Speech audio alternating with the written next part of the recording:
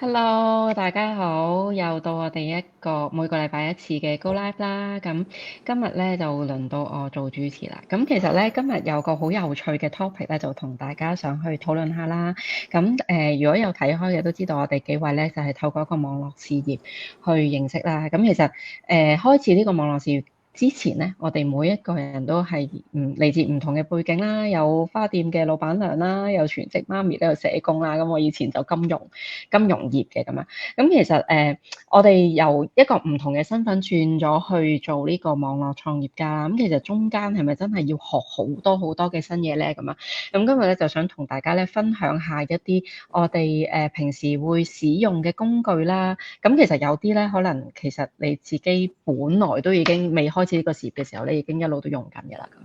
咁咧就想同大家分享下啦，即係究竟學咗啲咩新嘢咧，或者以前嘅一啲 skills 其實都可以喺呢個事業上邊應用得到咧。咁樣，咁今日想邀請阿 Becky 去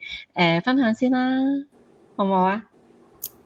好嘅，好嘅，好嘅。大家好，我係 Becky。花店老闆娘啊，頭先講。OK，咁咧就其實係咯，我做花店嘅話，其實就以前係根本係唔需要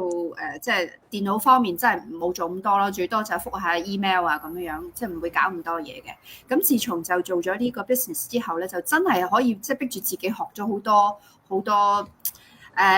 與時並進嘅嘢啦，因為即係話係咯，而家嗰啲手機嘅 app 其實真係好各種各樣嘅，咁有好多人嘅話咧，即係會覺得從事呢個網絡生意嘅話咧，就可能會係話啊，係咪要投資好多設備啊？又成日都見你哋好似喺度拍廣告啊，做係咪要即係啊 camera 啊，或者即係做要投入好多咧咁樣？咁其實咧講俾大家聽，其實就真係唔係嘅，因為而家呢個時代咧，其實就係話，只要你係用啱工具嘅話咧，其實好多嘢都可以做到好輕鬆嘅啫。咁我哋其實都係用緊嘅嘢，都係用部手機有網絡咁樣樣就 OK 噶啦。咁即係話嗱，好似我哋手機上面咧，即係用嘅嗰啲 app 咁樣樣啦。即係你哋有冇發覺咧？我哋做廣告嘅時候咧，好似好專業咁樣樣望住個鏡頭咁跟住就一連串喺度好似背台詞咁樣樣啦嚇。咁其實而家咧，我相信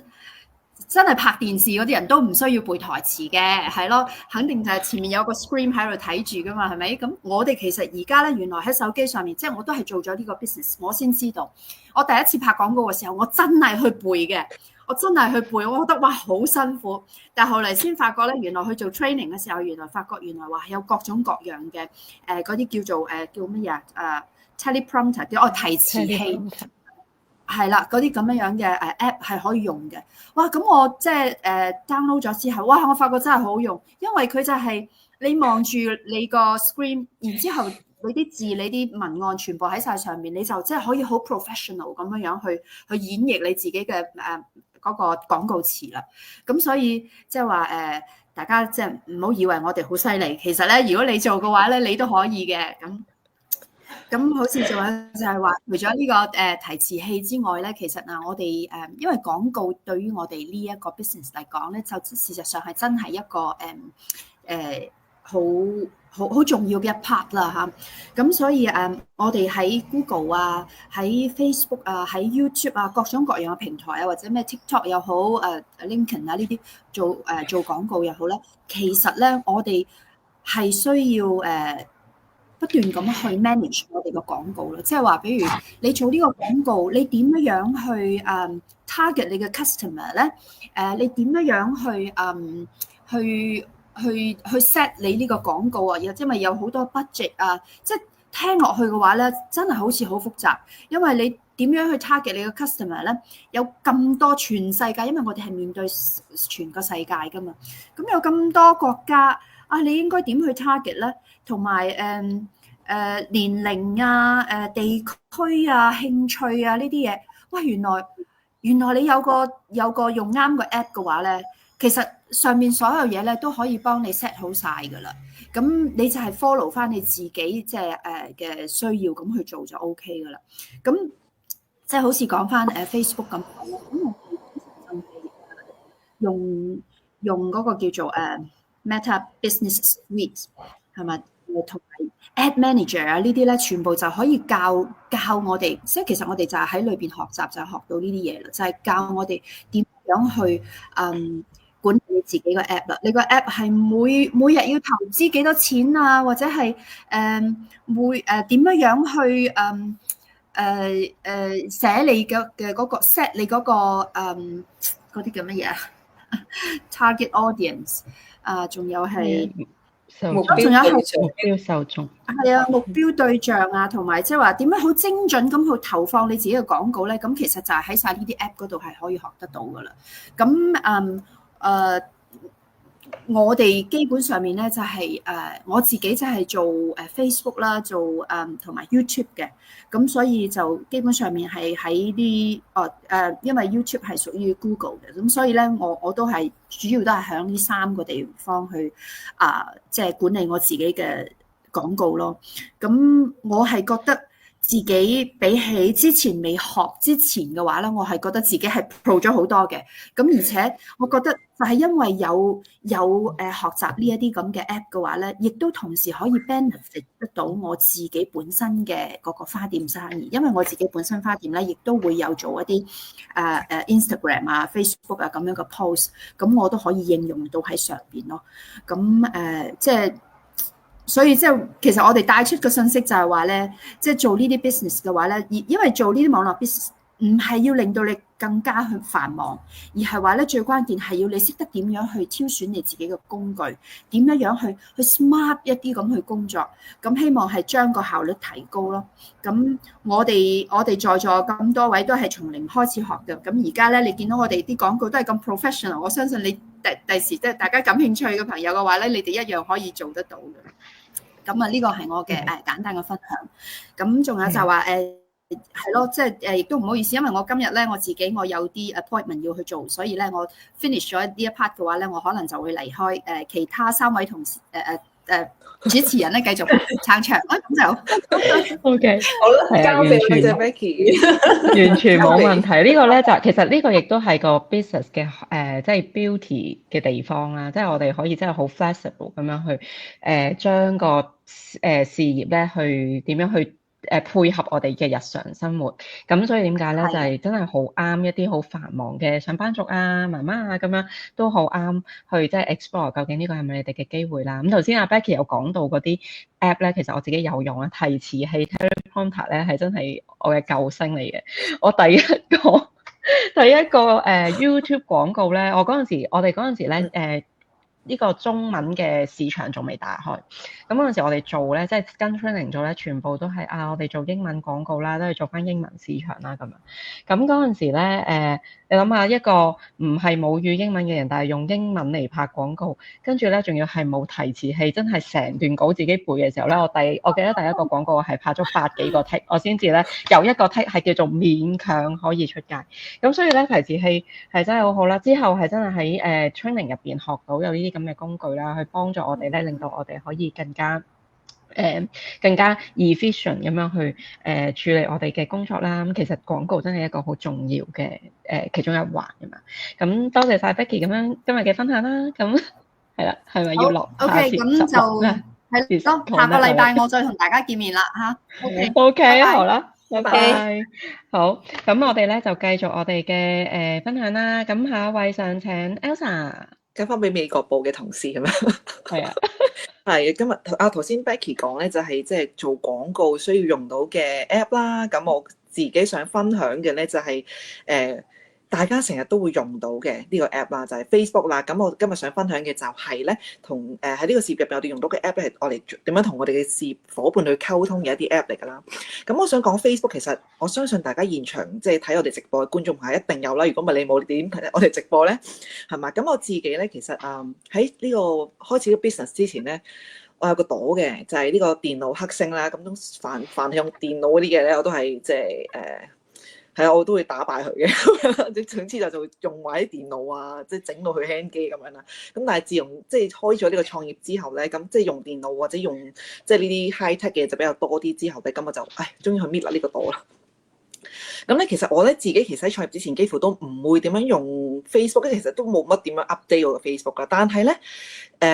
創業之後咧，其實反而花咗好多時間喺 Facebook 上面，因為我哋其實我哋有一個20萬人以上嘅國際創業大社群咧，都喺 Facebook 上面啦。咁另外我哋亦都有華人嘅精英創業群組，都係喺 Facebook 上面啦。所以其實變咗係我哋Facebook 係我哋主要去接收同埋去分享一啲資訊嘅一個平台咯。所以係即係對我哋每一個創業 partner 嚟講咧，其實係一個非常之經常即係日日都會用到一個 app 嚟㗎啦。咁平時我哋就成日都會即係睇人哋 post 啊、撳 like 啊，或者係即係碌電話啊，即係 hea 時間啊就多啦。咁但係咧創業之後咧，我哋就變咗其實都有好多機會咧，係可以學習咧去點樣去 manage 去管理我哋嗰啲即係群組啦，去點樣去幫手 approve 啊嗰啲有興趣嘅觀眾朋友入嚟我哋嘅群組去睇我哋分享嘅資訊啊。咁呢啲都係我即係創業之前咧未學過嘅一啲即係小技巧啦，咁所以咧呢個都係我哋非常之日常用到嘅 app 嚟嘅。咁另外想分享嘅咧就係 Messenger 啦，咁亦都係嚟自於 Facebook 噶啦。呢個其實係非常非常之方便啦，係我哋即係創業夥伴之間咧最常會用到嘅一個通訊工具嚟嘅。咁因為咧我哋其實因為創業咧，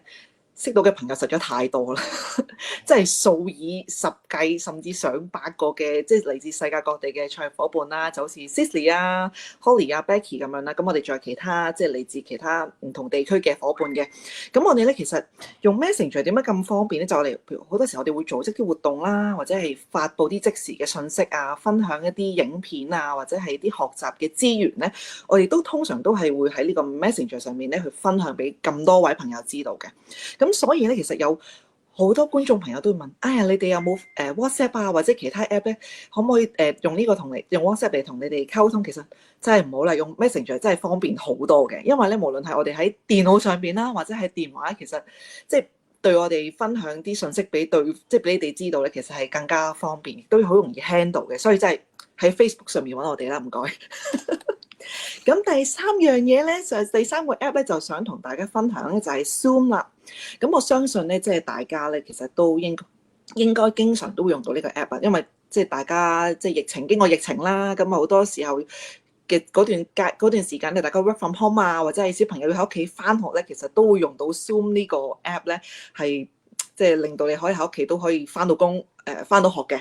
咁但係喺我哋創業入邊咧，我哋用到 Zoom 嘅使用率咧，其實真係都非常之高。因為咧，我哋除咗係會啱啱我哋加入呢個事業嘅時候咧，同創業教練啦，好似 Cici 咁做啲策略諮詢會用到 Zoom 啦。咁我哋又會參加我哋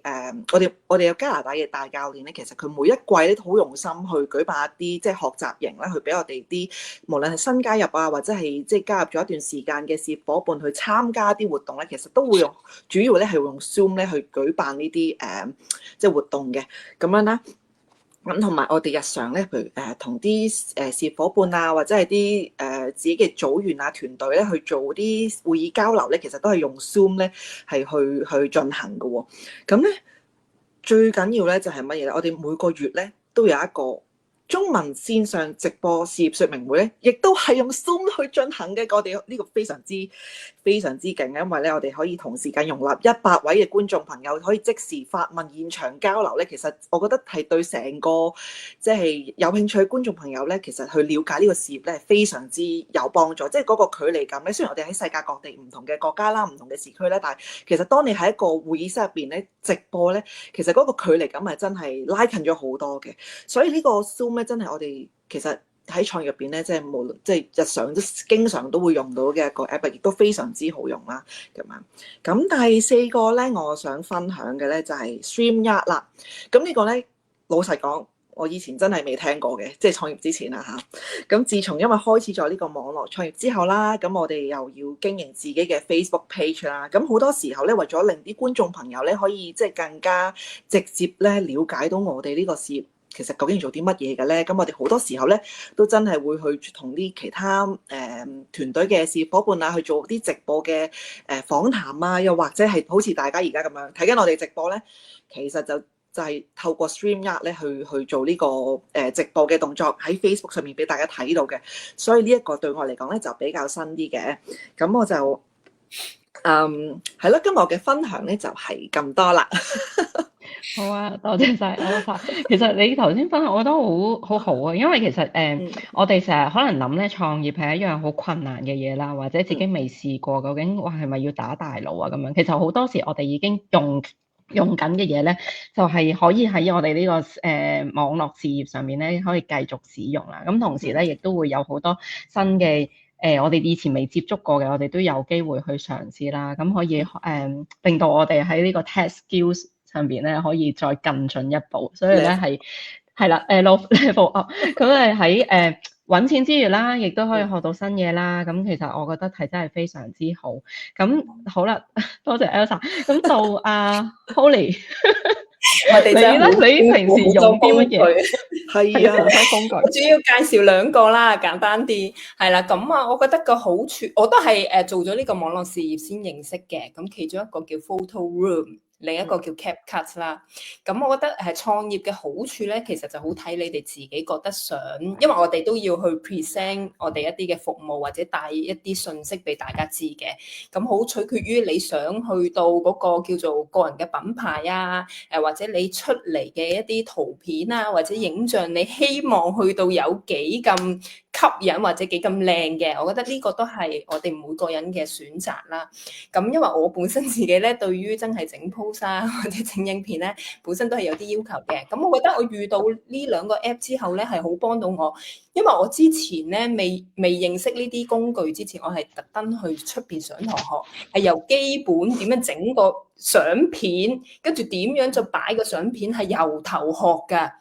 哇！咁嗰時我真係學到即係個人一頭霧水咁樣啦。而家有咗呢啲 app 咧，例如 Photo Room 啦，我而家喺Facebook 整嘅 profile pic 咧，其實我都係用 Photo Room 去整嘅。咁佢個好處就係話，我哋可以將我哋嘅人嘅人像啊，咁去咗個背景，咁然之後咧，你就可以同埋佢裡面有好多唔同嘅template 俾你去揀你可以將自己放咗喺一個雜誌裡面。係啦，例如雜誌系列，因為佢係比較主打，我覺得係有啲主打你個商品嘅品牌多少少嘅，咁所以如果你賣化妝品，咁佢有一系列啲 template 咯。如果你係賣一啲清潔用品，咁又有一堆 template， 咁你就可以將你自己嘅人咧就整落去，咁佢就好多 template 俾你去揀咧，咁就減省咗好多功夫啦。咁當然啦，個 photo room 咧就係你揀完之後咧都可以 edit， 但係個 edit 嘅彈性就比較少嘅。咁所以我嗰個咧坦白講咧，我就唔係好多用，但係我覺得你哋好奇嘅話都可以去睇下。反而 CapCut 咧我就用得好多啦，因為我哋係離唔開做呢個事業咧，就係要影片啊，係咪？影片啊、圖像啊，咁你知呢啲係最吸引大家嘅眼球噶啦。咁所以咧 CapCut 我覺得個方便係因為我中意用手機，有時我哋影咗啲影片啊，你知出去影咗好多之後係好方便，係手機已經可以用啦。咁你就可以即係整啲效果啦，轉場嘅效果啦，加啲嘅 caption 啦。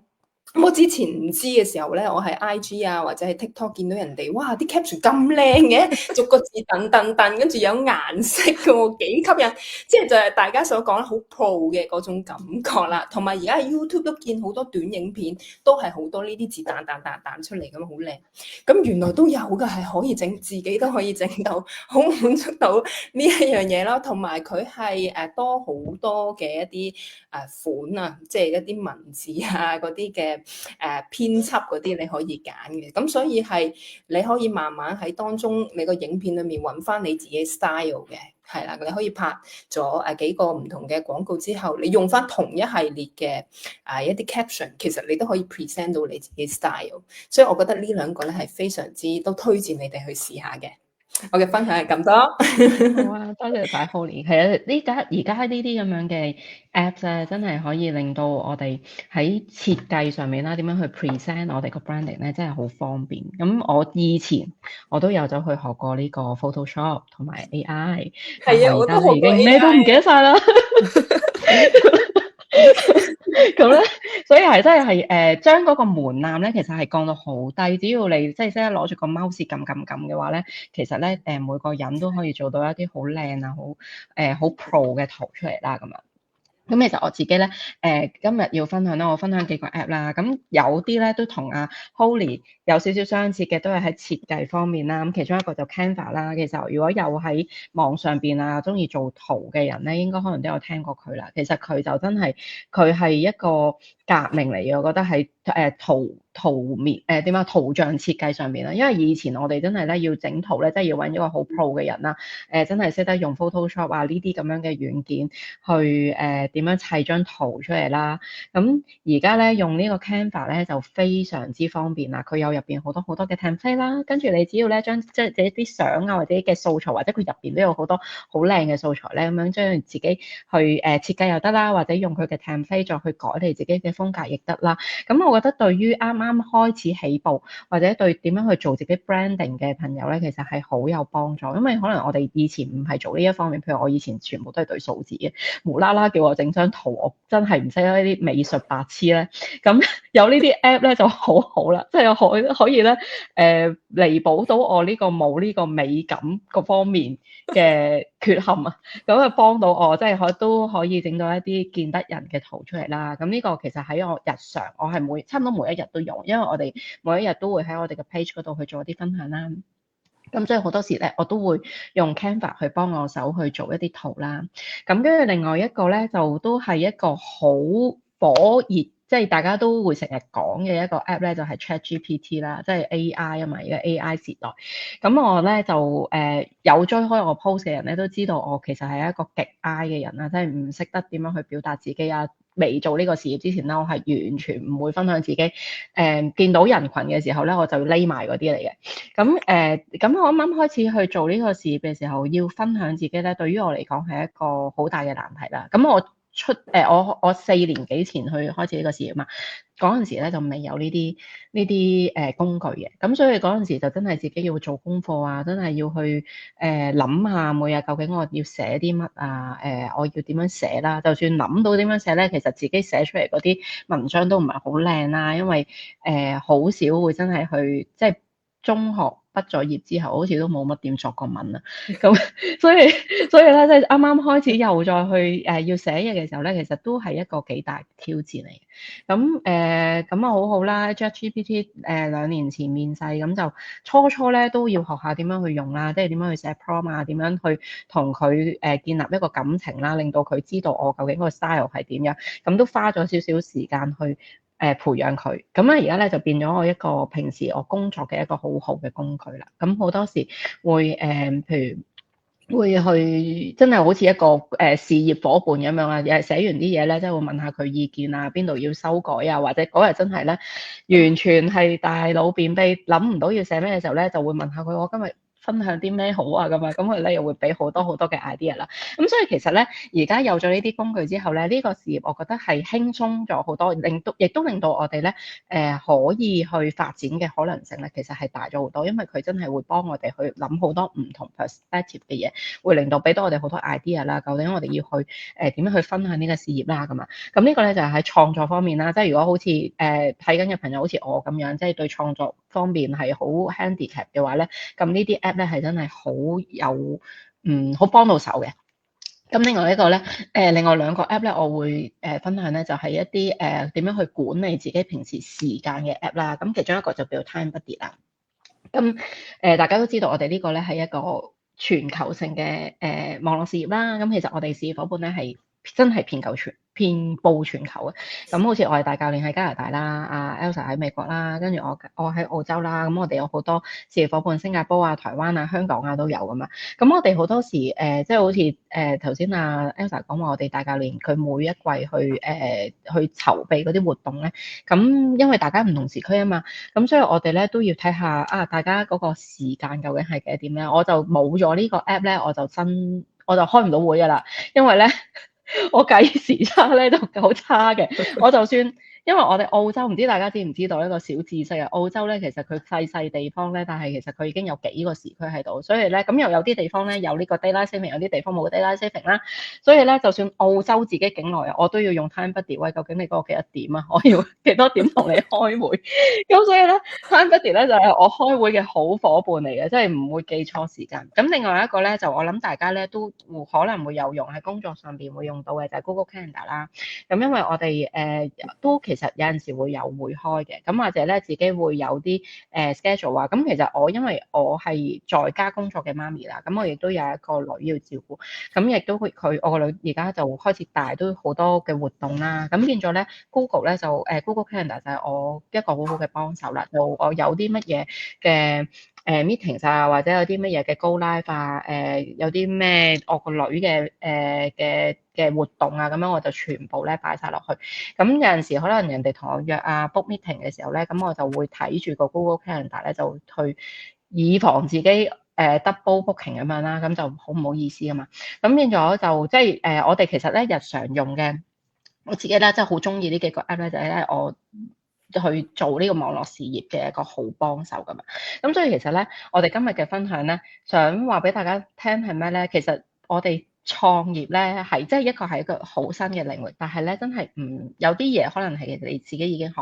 已經識得嘅啦，已經一路都已經用緊啦。咁或者咧有啲嘢咧係我哋需要係去重新再學啦，但係咧你又會覺得好興奮，因為咧原來一啲以前咧我冇諗過自己可以做，譬如我係真係唔識做圖嘅，但係我竟然可以做到一啲靚嘅圖啊，或者甚至乎我哋呢一個 Go Live 嘅開場嗰一段小影片咧，都係我做嘅，即係以前冇諗過自己可以做到啲咁嘅嘢，咁你即係會學到呢啲咁嘅新技能咧，其實係覺得自己好有滿足感嘅喺呢個過程入邊。咁呢個咧就係我哋今日嘅分享啦。咁所以咧，其實我哋今日咧都有除咗呢個分享之後，都有少少賣廣告啦。咁因為其實嚟緊咧3月29號，我哋咧就會有一個咧現場版中文嘅webinar 啦，創業說明會啦。咁喺入邊咧，其實我哋都會再講多啲，究竟除咗我哋會學呢啲 app 之外，咁其實我哋呢個事業嘅系統點樣可以幫到你創業咧？我哋可以提供到啲咩工具俾你，等你咧可以好容易咁樣就可以創到業咧。另外我哋有啲咩資源同埋支援俾你咧？喺你即係呢個創業嘅路上，點樣令到你可以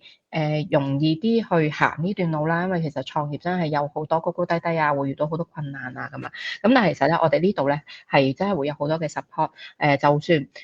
呢個創業小白啊，佢哋台灣人好中意講嘅，都會咧好容易喺呢度咧揾到好多你需要嘅資源咧，都係成功創業啦。咁所以如果有興趣去了解多啲究竟我哋呢個網絡事業係啲乜嘢啦，點樣可以幫到你啦，咁就唔好遲疑啦，就同我哋聯絡，咁咪去報名。因為咧呢個網絡說明會咧係有限名額嘅，名額100位啦。咁其實之前嗰2次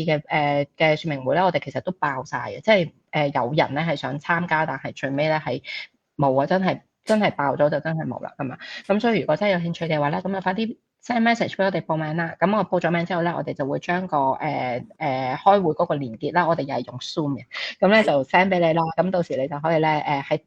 到時嘅時間就上 Zoom，跟住就聽我哋嘅分享。咁同埋咧，我哋會有事業夥伴去分享呢個事業點樣可以幫到佢哋，點樣佢哋可以喺唔同嘅背景或者好忙碌嘅生活，仍然咧可以利用佢哋嘅 pocket of time 去喺呢度可以創一番事業，開展另外一個新機會咁樣。咁好啦，咁今日我哋咧呢集比較長，咁我哋嘅分享咧到呢度啦，下個禮拜再見，拜拜，拜拜。拜。